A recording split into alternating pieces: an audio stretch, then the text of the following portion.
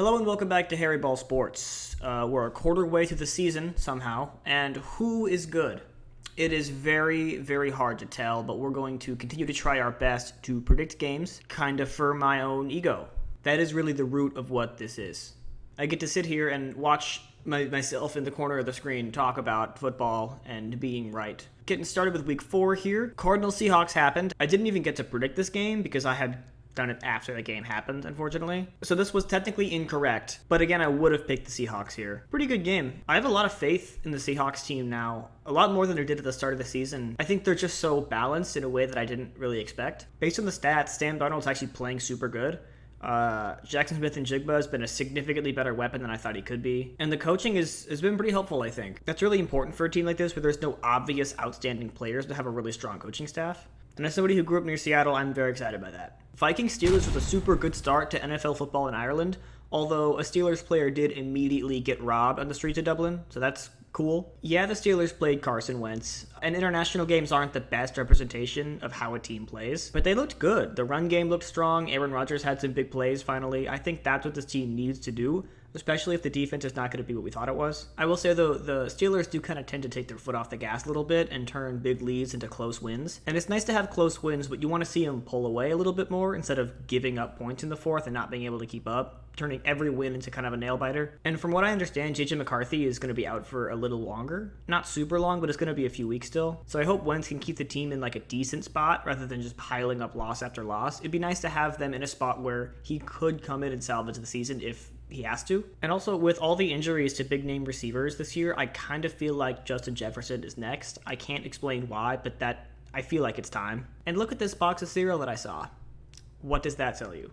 The Falcons are a very confusing team. They bounce back and forth between looking great and looking terrible. This is a great example of like who is good. I have no idea now. Last week they got shut out by the Panthers, and that really gave them a bad look coming into this game. So this win really saved them from the narrative around this team getting too bad, because that really would have put them in a terrible spot in the media if they lost another one like this. Mariota also does not look too bad. He's doing his job. Like, he's not the reason this team wins or loses games, which is kind of all you can ask for from a backup quarterback. And I love what I saw out of Michael Penix Jr. He's definitely showing the potential to be a good starter in the league. I can't tell how long it's going to last, but based on what we've seen so far, he'll continue to get at least a few opportunities, just based on his potential ceiling. But I will say teams are very quick to give up on quarterbacks. I just hope we don't see that happen to Michael Penix Jr. But then again, why am I even mentioning that? They won a game, they look good. It's just like they flip back and forth so often, and NFL owners are really, really impatient with stuff like this, so I do worry a little bit. Chargers-Giants is probably upset of the week, easily. Huge game for Jackson Dart, not just to come out and beat a Chargers team people are super high on, but to be a big individual contributor in that win. It also seems like the whole team just kind of loves him, and the team gets excited together in the way you want to see. And also after the game, in a press conference, he gave a good shout out to Russell Wilson, noting how like it must be kind of hard losing the starting job and how he's such a team player, and I kind of thought that was a nice comment. Definitely got to mention the Malik Neighbors injury here. I don't have much to say about it specifically, but like, man, that sucks. The league just got like 1% worse overall. Last Giants thing though, I love Cam Scatterbo. I feel like with the white running backs, you either get the Christian McCaffrey who's shifty and smart and operates within a scheme, or the Cam Scatterbo type who really only wants to just run straight no matter what. His whole plan is just orient himself towards the end zone and just move his knees. He's doing like a Kool-Aid Man thing. He doesn't look for a way around defenders. He just goes right through as if that's the only option. But it seems to work pretty good for him, and he's a blast. I think Brain Doctor's going to make a lot of money off him too, so it's probably good for the economy. And I don't really know what happened to the Chargers here. Herbert had some picks and some incompletions for sure, but nothing looked super different. It's weird, the Giants just kind of outplayed them. I haven't lost all my faith in the Chargers, but obviously their momentum took a big hit here, and that was carrying them pretty hard, especially in the media. The Titans game was another incorrect one for me. 26-0 was a really bad look for the Titans. I know they're trying a totally new offense, but at this point in the season, it kind of becomes safe to say that they are trash. The Texans need so much work, and they still blew out Tennessee. Cam Ward definitely owns up to his mistakes and his room for improvement, which is good. But again, the league does not give a lot of time for new QBs to develop. So he has 3 seasons max, I feel like, before people start to get shifty and uncomfortable and start to try to ship him out, essentially. Like, he could be playing for the Jets in 2028. Definitely a long way out. I'm kind of overreacting a little bit, but that is what we see happen a lot. I think if he wasn't round 1, pick 1, he'd be talked about a little bit more like Anthony Richardson, where there's like a bunch of highlight plays that look great, but his consistency just isn't there. And we know what happened to him. They benched him and brought in Daniel Jones. That is embarrassing considering what Daniel Jones had been up to that point. Eagles-Bucks was a banger, just like I predicted. Igbukah's still on track for Offensive Rookie of the Year. Bucky Irving had a massive play. And the Bucks just inspire a lot of confidence in me. Another tough week, though, for the Eagles. They're getting the wins they're supposed to get, but they're just not super confident wins. They're kind of like the Chiefs from last year right now. Not as much like Devil Magic and Ref Ball involved, but stacking up wins that are really close. I will say, though, they do still definitely have what it takes to do the same thing this year in the playoffs. So don't think I'm talking down on them too much. I'm still probably going to pick them a lot this year. Also, the fake tush push is a nasty play. It's only going to serve to make people more upset and make the regular tush push more effective. Because now somebody has to guard both sides of the field to make sure Barkley isn't going to just calmly meander into the end zone. Like, what are you supposed to do against that play? I'm not one for banning it, but how do you stop that? So Panthers-Patriots, I got fooled last week and forgot who the Panthers are. However, it is kind of confusing. The Panthers blew out the Falcons and the Pats had 5 fumbles last week. So there were no signs of this result. I really like Drake May. I think he's competent, he's capable, he's a team player, and having a quiet, great season that no one talks about for some reason. Win some more games, please. But he's in my good graces for sure. They're trending in the right direction, and I do like this team a lot. All right, Saints-Bills, let's not waste any time. Saints put up a decent fight, but they weren't going to win this game. I'm not even really sure why they televised this one, but I'll take my W and I'll move on. Browns-Lions was another game I was definitely certain of, but this one played out a lot more interesting than Saints-Bills. These Browns are actually a really fun team to watch. Plus, they just benched Flacco, meaning we could see a giant-style resurgence in energy. Plus, we're one player closer to a Shedeur Sanders start, which I do actually want a lot. It's weird, though. It's not like they're just benching Flacco and he's never playing again. He's still QB2. So technically, if Gabriel goes down, it's not Shedeur. Flacco comes back in. Why do they hate Shedeur? Why did they draft him? I bet the Bengals would love to have him, and I think Shedeur would like to be there too. Lions look great. They have stars everywhere. They could just throw so much at you, and they don't let off the gas the same way other teams do. They definitely can get beaten, but they aren't super likely to see a random loss to a no-name team. At least in the regular season, they're pretty consistent, which I think is super important for a team like this. All right, moving on to Jags-Niners. Real quick. Yeah, that's what I thought. Y'all never seen that before. You never seen anything like that. Yeah, so the Jags are really confusing as well. There's no insight into whether this team is real or not. I have no idea. I'd like to say that I do, but I'm not an analyst. It's a real statement win, and you can tell that the head coach really wanted this one. And we saw Travis Hunter with his first real highlight of the year, which is cool. Hard to identify what is and isn't working with this team. Everyone kind of just plays all right, and sometimes they win. Their defense does grind out a lot of turnovers somehow, and that definitely plays a huge role in their success. I think something nobody could have predicted. McCaffrey was the Niners' leading rusher and leading receiver, and it was technically still an off game for him, which demonstrates both his immense talent and the Niners' reliance on him. Injuries have stacked up, and there's no roadmap for the Niners overcoming that issue. Not a great spot to be at this point in the season. Been looking forward to talking about this one. It feels so good that I predicted a Colts game right, finally. I was so close to giving in and just picking them against the Rams, but that's what a fool would do, and I'm not a fool. I will say, they totally could have won this one. Silly mistakes held them back, both from Daniel Jones taking kind of a step back, and this horrifying play from Mitchell. I don't think the Colts are immediately going to go super downhill. They still did show that they have the pieces to compete with a good team. I really, really liked the Rams, and it was a one-score game, so respect to the Colts. I'm just happy my stubbornness kind of paid off, finally. The Rams look fantastic still. I will say, though, they're 1 or 2 injuries away from falling apart. They're kind of a glass cannon of a team. They can beat anyone by a lot, but if they lose Puka or Stafford or something, or even Tutu Atwell, I can see this whole thing crumbling. They always kind of just have one more option than the defense can cover, and if they lose that advantage, I think it's going to look super different. I just hope Matthew Stafford can make it the rest of the year. Bears-Raiders had another blocked kick that decided the game, which is weird. There's been a lot of that this season, and no reason as to why. It definitely makes kicks more fun, though, knowing that can happen, but I kind of am suspicious. I needed Geno to come through for me in fantasy, and he just fell apart live on TV. He had 3 picks for the second time this season, which is not okay to do as a quarterback, and it wasn't even all because of the O-line. It was just him making a lot of bad decisions. I'm open to seeing them lean more on the run. I just hope they don't see that as the only option, and they just run Genty into the ground, and he's out of the league in 5 years. This is a big team win for the Bears. No one player performed all that good. It was kind of just everyone doing enough to get the win. I will say, though, if Caleb Williams is not going to dominate the Raiders, then who is he going to dominate? Besides the Cowboys. But still, this was his chance to go have a crazy breakout game, and it kind of just didn't happen. I expect to see more. All right, Chiefs-Ravens. Ravens stock is plummeting super hard. I never felt like they had a handle on this game once the whole time. We all know this is going to sit in their heads too during the playoffs, if they even make it there. The injuries really stack up with this team too, and you kind of can't help thinking Lamar just gave up at the end of the game. I know it's an ankle injury, and he is actually out this week, but like there just was a sense that he was emotionally over it. It's like, I know a bitter loser, I'm a bitter loser, and I saw myself in those deep brown eyes. Anyways, Chiefs had it together for the first time this season, really, which honestly I'm weirdly happy to see. They're not all the way back yet, not even close. But it's a step in the right direction, and this is the first time they've done what they were supposed to do for 4 quarters in a row.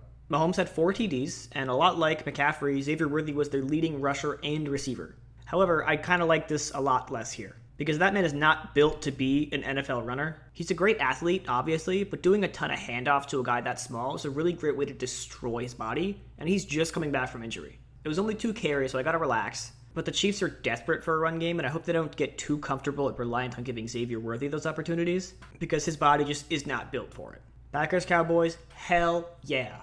It was widely understood this would be the game of the week, and it definitely delivered on that promise.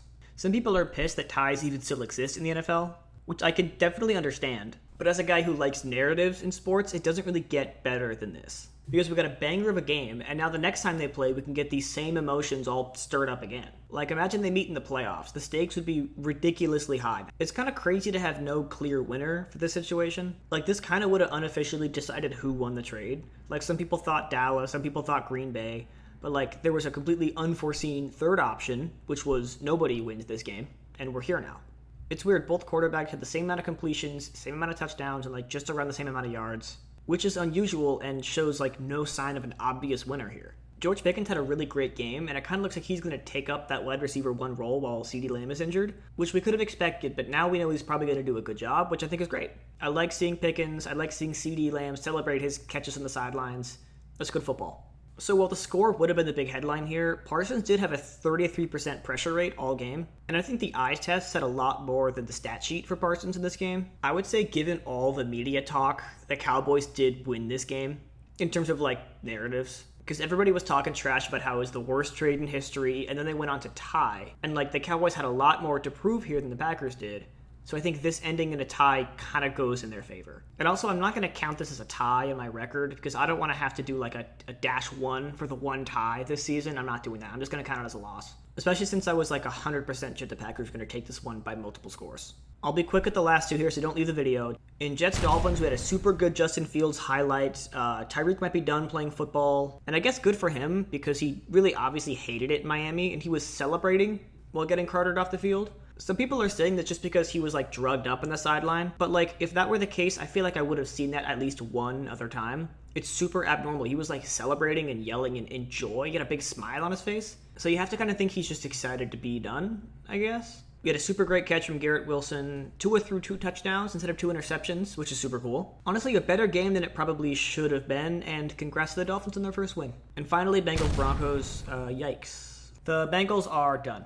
I think Jamar Chase is going to waste another year of his prime, and he's probably being offered up in fantasy leagues all around the world right now. But the weird thing is, Joe Burrow's injured so often that I'm surprised this team has never figured out a way to win with Jake Browning. Like, he plays 6 games a season for the Bengals, and like, they still can't make it work. And they haven't even tried to get a better backup either. Like Shador, Jameis Winston, something like that. It was nice for the Broncos to get to like lab some stuff out in a safe, controlled environment here. I know I said last week I wanted to see them blow out a team to get some confidence in them, but I feel like against these Bengals, the blowout should have been more. Like, I know they won by 25 points, but like they should have won by 40. Should have been a bigger victory lap for the Broncos, but I mean, you can't be too mad about a win like that. So at the end of week 4, I'm 45-19. That's a 70% win rate. I've had better weeks for sure, but I'm okay with 70%. I would like some more cushion, for sure, so let's hope week 5 goes well, but I can't be mad. Moving on to week 5, I know, again, I'm doing this during Thursday Night Football, but you know what? I'm going to pick the Rams here. I know they're losing by 2 scores and have, I guess, 0 on the board right now, but I like this Rams team so much that I'm going to pick them to win this one. That might be kind of a stupid thing to say, considering what we're looking at here, but I'm calling a hard read. Next up, we got Vikings-Browns. This one's going to be played in London. I hope nobody gets stabbed here, but that would be topical. Going to be fun to see Dillon Gabriel. I love seeing a rookie start, but I don't think they're going to beat this Vikings team. The Browns do have some heart, so they could do it. It's not impossible, but the Vikings look competent enough, and I do think any competent team can beat the Browns. So I got the Vikings. On to Cowboys-Jets. Like what I saw from Justin Fields, but he's not Dak Prescott. I think the Cowboys can lean on the run game here and just control the clock the whole time. And I think they can probably limit Garrett Wilson, at least enough to keep the offense from having too many explosive plays. I could see this being like a sleeper game of the week somehow, but I am going to take the Cowboys here because that just feels like a safer bet. They just are a better team. I'm actually kind of excited to see Giants Saints. I know I hate on the Saints every possible chance that I get, but this is a good matchup. An opportunity for Jackson Dart to go out there and throw 400 yards. And we'll see how the offense here works without Malik Neighbors. Saints don't inspire me at all. I got the Giants. Colts Raiders is the first time I will actually pick the Colts. They've played some decent teams so far. And not that the Raiders are terrible, but it just makes sense that the Colts win this one. The Raiders do have some structural issues, and as long as Daniel Jones doesn't throw 4 interceptions, the Colts can probably walk away with this one pretty easily. I think they can contain Genty. Brock Bowers has not been nearly what he was last year, and it's a home game for Indianapolis. I see the Colts taking this one pretty handedly. Panthers-Dolphins is probably going to be a blast. I liked seeing the Dolphins offense last week, and the Panthers are kind of a coin flip at this point in time. So depending on how they show up, that'll determine this game. The Panthers is one of the few teams I think the Dolphins could play where I'd pick the Dolphins, but I don't think I'm going to do that this week. It's weird, the Dolphins coming off a big win and the Panthers off a big loss, but something tells me the Panthers come back. Because Dolphins are not better than the Falcons, and they blew out the Falcons. And that's not really how sports works at all. There's no transitive property in sports, but Panthers got this one. Browns-Eagles should be really fun to watch. They got a lot of stuff going on in this game. This Broncos defense has a chance to challenge this Eagles offense and kind of make them try new stuff. But the Eagles are nowhere near exhausting all their offensive tricks. So I can't see the Broncos really holding them back all too much, but someone's got to try.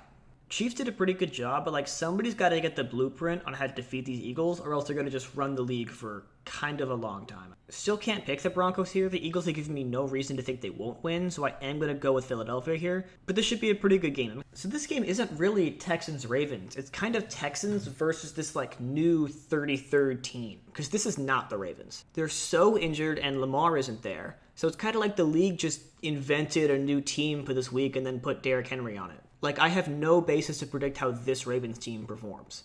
Cooper Rush is not the worst backup in the league, but he's nowhere near Lamar, and Lamar is kind of the only thing that really made that offense all too crazy. Yeah, Derrick Henry's good, but now they can just blitz almost every play and kind of hold back the run game and stress out Cooper Rush. So it's a good chance for the Texans to get a second win in a row and kind of start to turn their season around. But a lot like the Vikings, if the backup QB can just generate even one win while they're in, I think that'll really save this Ravens team, because they could potentially miss the playoffs.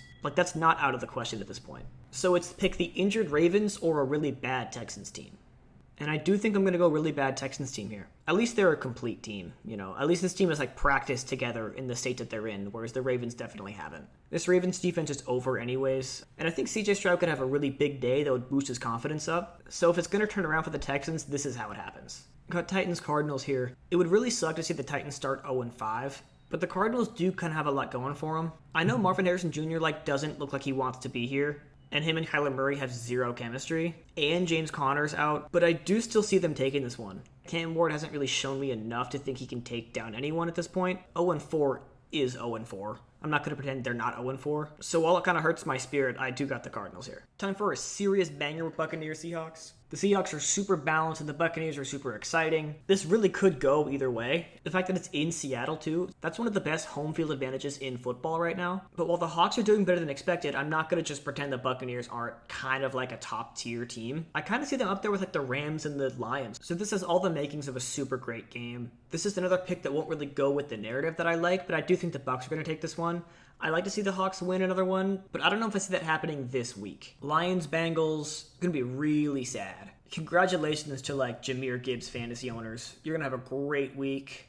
The stadium in Cincinnati could very well just be empty for this game. I know I wouldn't go, because really what is there to say? We know what's going to happen. Lions.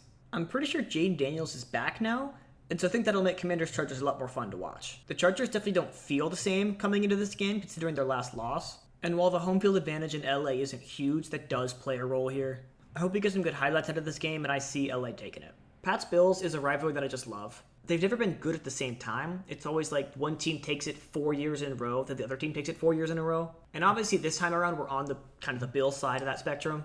So I can't see them losing this game. So like there's the prediction, the Bills win this one. But I will say the Patriots making some good progress here would be really great for them. And Drake May hasn't really gone up against a super great team yet this year. So it'll be a better test of seeing how good he is versus him, playing the Panthers. Because you expect him to dice up the Panthers. Like, you can't expect to win this game. You can't go in and expect the Bills to not score on you a bunch of times. So kind of get your wins where you can. Bills take this one, and I don't really understand why this is the primetime game. And finally, we got Chiefs-Jaguars. Like I said, I have no read on the Jaguars whatsoever. And the Chiefs only just started looking good. If I wanted to pick an upset this week, this kind of might be where I do it. Either the Chiefs win this one by like 3 scores, or the Jaguars just barely eke it out with like a field goal. And yeah, I do want to pick the Jaguars here. I think this pick is purely fueled by like my own ego and wanting to be right and have like a, an upset pick. So I do have the Jaguars here. There's a big chance it looks stupid come Tuesday, but fortune favors the brave. So that is week 5. Don't feel incredible about this week, actually. I think while there are some blowouts, Pats, Bills, Lions, Bengals, I do think a lot of these could go either way. Commanders, Chargers, Bucks, Seahawks. What else have we got in here? Texans, Ravens could go either way. Titans, Cardinals could be a surprise. Okay, my prediction for this game is not looking great right now, but I did already say it, so that's great. Anyways, that is week 5. If I wasn't at like 70% win rate, I would probably go into this week a little bit more nervous, but I did build myself a decent cushion. And we're only at the quarter season mark, so like we're still kind of learning what these teams actually are. Like week 17, for example, is probably a lot easier to predict than week 5. So if I get a good cushion here, I should be okay come like November. This has been Harry Ball Sports. Thanks for being here. I have to be here, but you choose to be here, so I appreciate that. And there you have it. Harry Ball's out. Go Birds.